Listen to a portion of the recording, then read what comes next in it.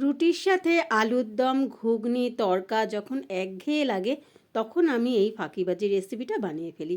ফাঁকিবাজি এই কারণেই বলছি কারণ এতে বিশেষ উপকরণ লাগে না, কিন্তু টেস্ট হয় অসাধারণ। প্রথমে কড়াইতে তেল গরম হলে পরে তাতে দিয়ে দেবো জিরে ফোড়ন। যখন ফোড়নের একটা সুন্দর গন্ধ বেরোবে তখন এই লম্বা লম্বা করে কেটে রাখা আলুগুলো দিয়ে ভালো করে নাড়াচাড়া করে ভাজা ভাজা করে নেব।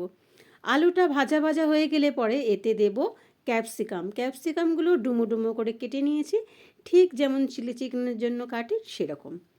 এবার ক্যাপসিকামটা দিয়ে ভালো করে নাড়াচাড়া করে একটু ভাজা ভাজা হয়ে গেলে পরে এতে দেব পেঁয়াজটাও আমি ডুমো ডুমো করে কেটে রেখেছি। পেঁয়াজটা দিয়ে একটু নাড়াচাড়া করে নিয়ে তারপর এতে দেব রসুন আর আদা।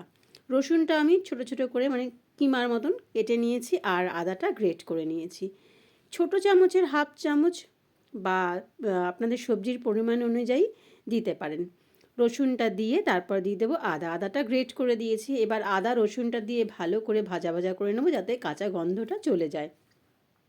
ভাজা হয়ে গেলে পরে এতে দেব টমেটো কুচি। টমেটোটাও আমি ডুমো ডুমো করে কেটে নিয়েছি, আর দিয়েছি চেরা কাঁচা লঙ্কা। এটা দিয়ে ভালো করে নেড়ে নিয়ে দিয়ে দেবো নুনটা দিয়ে একটু নাড়াচাড়া করে ঢাকা দিয়ে দেবো। ঢাকা দেওয়ার ফলে এই যে নুন দিলাম তার জন্য টমেটো থেকে জল বেরোবে এবং টমেটোটা সিদ্ধ হয়ে যাবে। যেহেতু এখানে কোনো রকম জল পড়বে না, তাই জন্য টমেটোটা গলে গেলে তরকারিটা একটু মাখা মাখা হবে আর খেতেও ভালো হবে।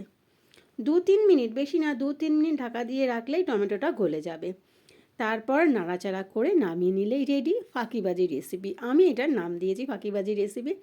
টেস্ট হয় অসাধারণ। একবার কিন্তু বানিয়ে দেখতে পারেন বন্ধুরা। ভিডিওটা কেমন লাগলো অবশ্যই জানাবেন, আর যারা এখনও সাবস্ক্রাইব করেনি সাবস্ক্রাইব করে দেবেন প্লিজ। তাহলে আজকের মতন এই পর্যন্তই, টাটা।